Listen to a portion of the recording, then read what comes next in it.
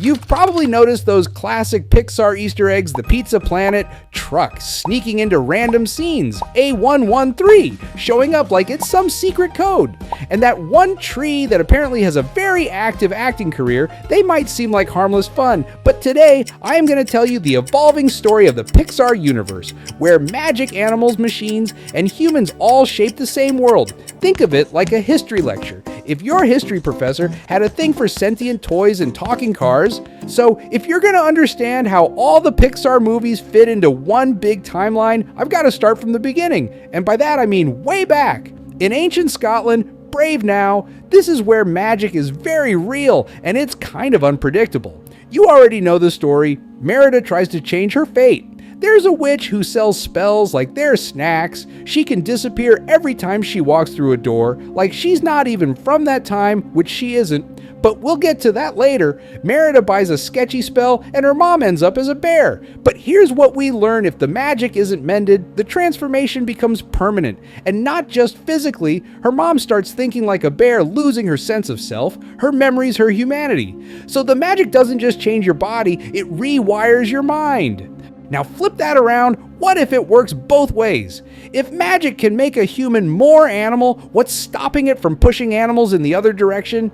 Giving them human thoughts, emotions, even purpose. That's exactly where this timeline begins, with magic that doesn't stay contained. It spreads, and it starts making animals act a little too human. Over the years, their intelligence grows naturally.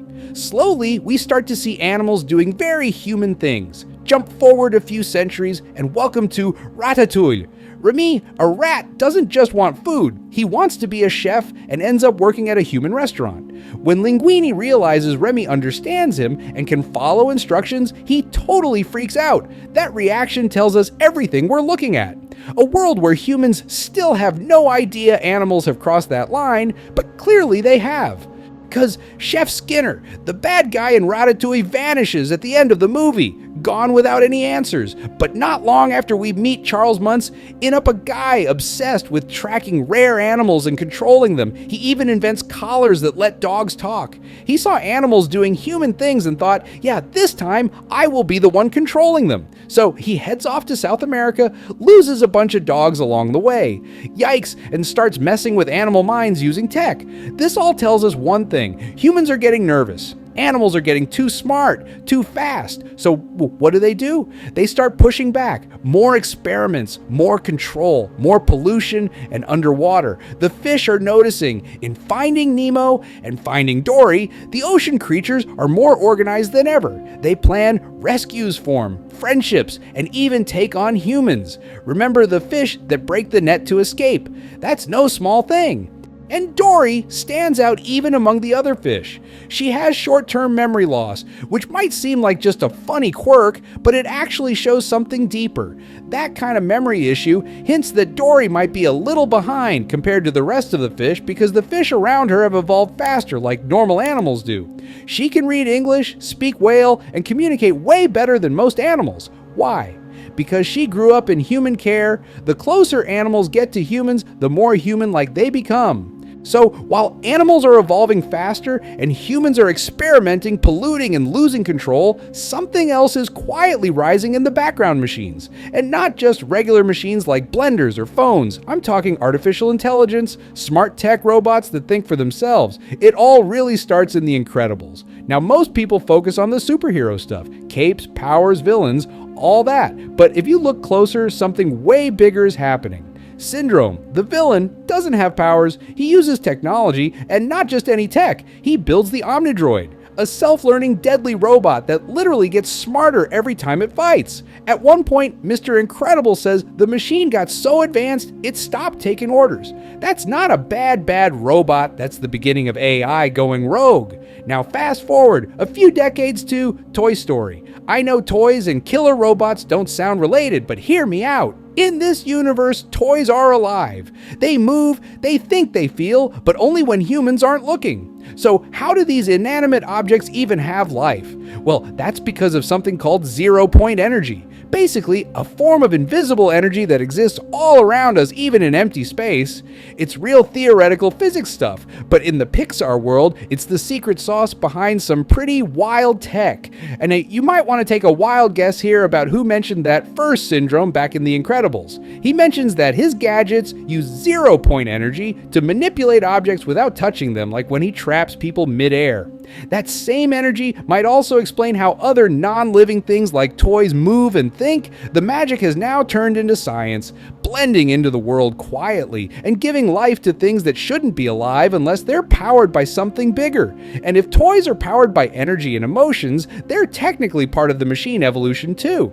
But the thing is, they're not happy. In Toy Story 1, they rise up against Sid. In Toy Story 2, Jesse's heartbroken about being abandoned. And by Toy Story 3, Lotso, the bear, is straight up done with humans. The toys are tired of being loved one day and thrown out the next.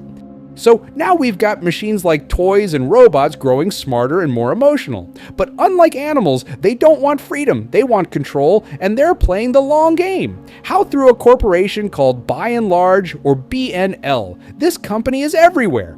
In Toy Story 3, it shows up in the background in Up. It's the reason Carl has to give up his house. And in WALL-E, BNL runs the entire planet. It has taken over everything, not just companies, but whole governments. And in the end, it completely wrecks it. Pollution, waste, overconsumption, all of it caused by humans getting lazy and machines taking over everything. This is the point where humans have officially dipped out. Like gone why? Because Earth is basically a giant trash pile now thanks BNL. This is where WALL-E comes in. The planet's covered in garbage, no animals in sight, and the only ones left are machines. Except most of them have broken down too. All that's left is one tiny robot with a big heart, WALL-E. He spends his days cleaning up the mess, people left behind, collecting little treasures, and vibing with his cockroach buddy. The only life left on the planet is literally a bug. What makes WALL-E different from all the other machines is that he remembers what it means to care. He loves music, collects human stuff, and even learns how to feel. And that's huge, because it shows that machines can and might have emotions, maybe even more than some of the humans who created them. Meanwhile, the humans, they're all chilling on a spaceship called the Axiom. And I mean chilling, they're stuck in hover chairs, sipping smoothies, and letting robots do everything for them. BNL made life so easy, people literally forgot how to walk. Machines are running their lives now, and they don't even question it. But the machines did not destroy humans, they just made them dependent. Toys relied on humans for love. Now humans rely on machines for survival. It's the same pattern flipped around. So now, speaking of post-human Earth, don't forget, cars, yeah, talking vehicles, racing across empty highways. But where are the people? Nowhere. No animals either. Just machines still running. Society on their own, they've taken over cities, sports, gas stations, everything. And the craziest part, they still act like humans. That's because they were built by humans, learned from them, and now live like them without needing them. In Cars 2, there's even an energy crisis, fuel wars, shady corporations, machines fighting machines. It's the same problems humans had just carried on without them. That's how deep this machine society goes. They've inherited the Earth and its mess. Humans gave it away. Earth is empty, the animals are gone, but machines, they're thriving for now. But eventually, WALL-E and Eve find a plant. The last sign of life on Earth, and that one plant changes everything. It's proof that Earth can be saved, and the humans on the Axiom return to rebuild. It's a hopeful ending, but also a reminder of how far things went wrong. You see the tiniest bit of green poking through the garbage, a single plant. That plant leads the humans back to Earth to start fresh. You even see it grow into a massive tree during the credits, and that tree looks exactly like the one in A Bug's Life. Like same shape roots, quiet energy, and the world in A Bug's Life. It's got no humans, none. That movie shows us a future where bugs are living in advanced little communities, building cities, running circuses, and even referencing cocktails like Bloody Mary. That's totally an evolved society. Insects have taken over the world, humans left behind. And unlike the bugs in Finding Nemo or Ratatouille, these guys have tech tools and personalities that feel way more human. It has turned into a culture which totally lines up with what you'd expect if nature was given hundreds of years to evolve without people or pollutions in the way. So now the big idea is that after humans crash the planet, machines try to fix it, then nature steps in and takes over what's left. It's a full cycle magic to evolution, to technology, to destruction, and then rebirth. The tension between species stays there. Even in Cars 2, we saw machines fighting over fuel. Even in A Bug's life, there's conflict between insect classes, and way down the line, in Monsters, Inc., that same struggle still exists. The world keeps turning, the players just change. But wait, if A Bug's Life is the new beginning, where did everything really begin? That's where the good dinosaur comes in. After the bug's other species are born as well, eventually through Big Bang Theory. The humans must be doing other destruction in space and sending the meteor to Pixar Universe Earth, but after relying too much on machines, they miss. So instead of going extinct, dinosaurs keep evolving, and over millions of years they become smart, like farming, talking, parenting level. Smart Arlo's family even has a cornfield.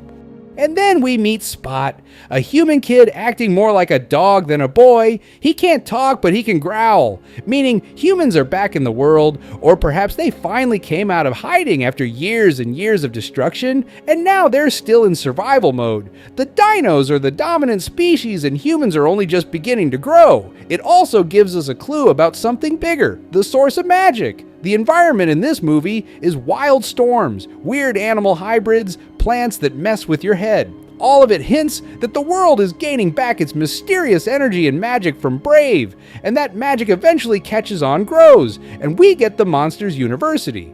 Now I know at first glance they seem like total opposites. One's about dinosaurs farming in nature, the other is about monsters majoring in scaring 101.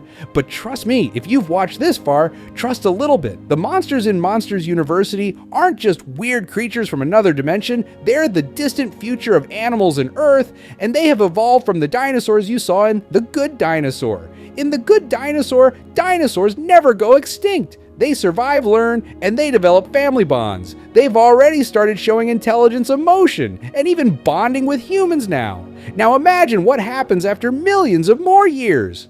These dinosaurs, or at least some kind of descendants from that era, keep evolving. They become more colorful, more social, more imaginative, and eventually they turn into the monsters we meet in Monsters University. They don't look like dinosaurs anymore, sure, but evolution works like that.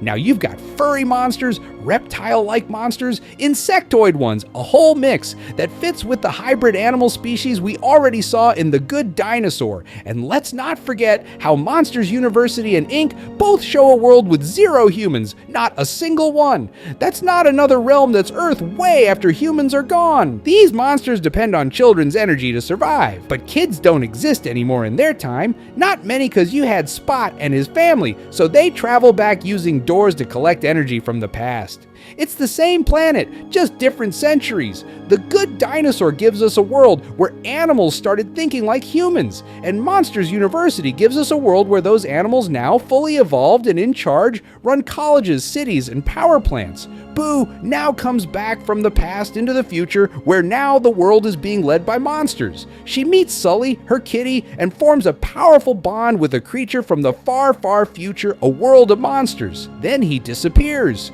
She spends her whole life trying to find him again. She remembers the door that connected their worlds, and eventually she figures out how to make one herself. But without modern tech, she turns to something older, magic. She goes back in time, all the way to the days of Brave, and becomes the witch. She carves what she remembers, Sully's shape, the Pizza Planet truck, and she plays with magic to create time-traveling doors. That's why she keeps disappearing and why she knows things no one else should.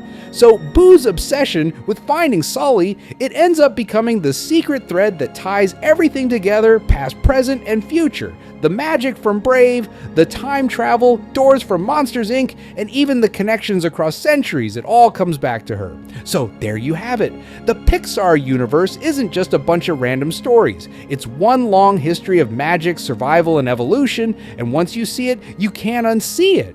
But here's what I want to know. Where would you fit another Pixar movie into this timeline? Like, what about Luca? Is that before the machines took over, after the animals evolved, or is it something completely different? What if Luca's sea monsters were an early stage in that animal-human evolution thing? Let me know what you think. Seriously, press the bell icon, and I'll see you around next time.